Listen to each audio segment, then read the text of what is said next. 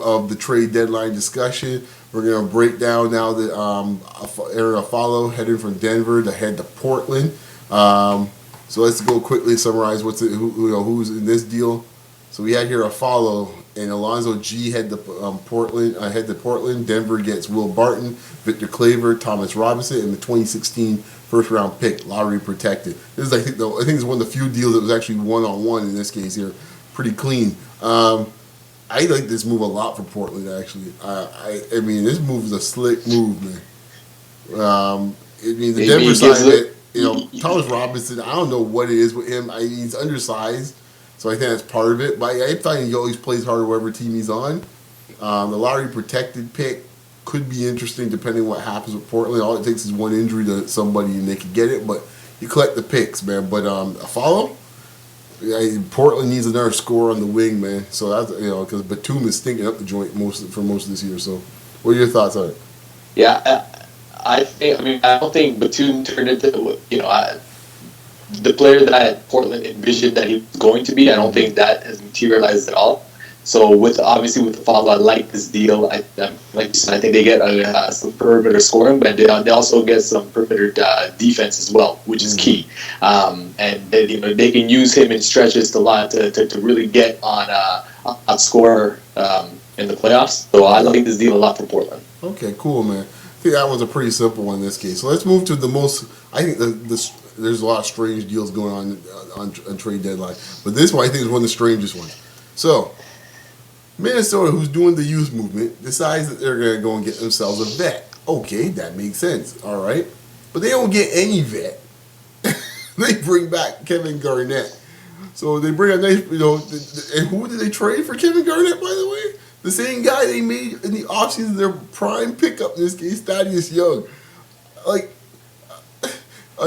there's another example of like GM coach situation, flip coach versus flip GM. I mean, like, I don't know. I don't even know. And to be honest with you, I don't know which one's thinking what. Because if I'm flip coach, what's Kevin Garnett doing for me over Thaddeus Young at this point? If I'm flip GM, I'm like, I'm bringing Garnett back to sign him for possibly 2 more years, as rumored. What am I doing that for? Like, set him up the front office. He wants to own part of the team. Fine, he'll be all up in the stadium talking to the dudes. And at least they'll have some sanity. You won't have to hear him every second.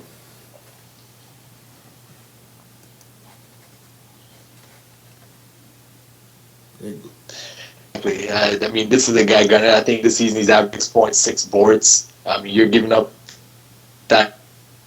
Yes, young. You're giving up that youth. You're giving up his production for Kevin Garnett. I get one of those moves doesn't make any sense at all whatsoever. Just looking at it, and especially if they're looking to re-sign him for another. I'm not sure you think anything's on the part of the T-Wolves. True. All right, man. And folks, by the way, we know in this case there's some technical difficulties going on today, little latency issues and stuff like that. So we apologize for that. So bear with us on this one. Anyhow, final trade we're going to discuss today. Suns send Thomas to the Celtics. Marcus Thornton comes back to Phoenix. And a 2016 first round pick from Cavaliers. That pick's we expect that pick to be pretty low, but nonetheless, it's still a first round pick. I already told you my point of Phoenix. I knew Phoenix was a fraud in this case here. They knew they were frauds. They decided to cut bait and just snip and say, okay, we're done. Pull the parachute. We're out. Isaiah Thomas, yo. But Boogie Cousins told folks in this case pretty much he was saying, like, this dude here is a bit of a malcontent, and he's hogging the ball. Now, everyone jumped on Boogie because it's Boogie. Hey, Boogie's always a sourpuss. He must be the issue. That's why he ran Isaiah Thomas out of town. Yeah. Well, now. Isaiah Thomas now is left 2 teams in this case in disarray. Because Dragic wanted no part of him either. Yeah. So, this dude, if you ever watch a game with Phoenix or even back in Sacramento, when Isaiah Thomas gets in the game, man, it's amazing to watch what the other guys do on the court when Isaiah Thomas is in the game. They sit there and they pretty much watch. He might as well have a bag of popcorn because he has no instinct to pass. None. At least Bledsoe goes in there looking sometimes to pass and say like that and mix it up. Man, Isaiah's coming off the bench in old-fashioned Chuck Person form, guy. He's going to get his and get his in a hurry. Exactly. He got places to go, boy. He don't mess around once he gets in that game, man. Isaiah's just trying to get from A to B. He's Right. not seeing anything on the peripheral. It's Right. just straight tunnel vision with him. Morris twins are like sitting there going, like, really? Green. He like to get his up too, and he and Thomas on the same court. Guy, you can forget seeing the ball. It's ridiculous on their second unit, guy. So that was a failed experiment. We all wondered in the offseason when that deal happened, like, huh? We got it when they signed him. When we thought, okay, Bledsoe's not coming back. Then they signed Bledsoe for like $70 million, and you're like, okay, like what's going on here? Yeah. I even know it's worthwhile the other side. Getting Marcus Thornton, like, meh. That's all about the first round pick. Exactly.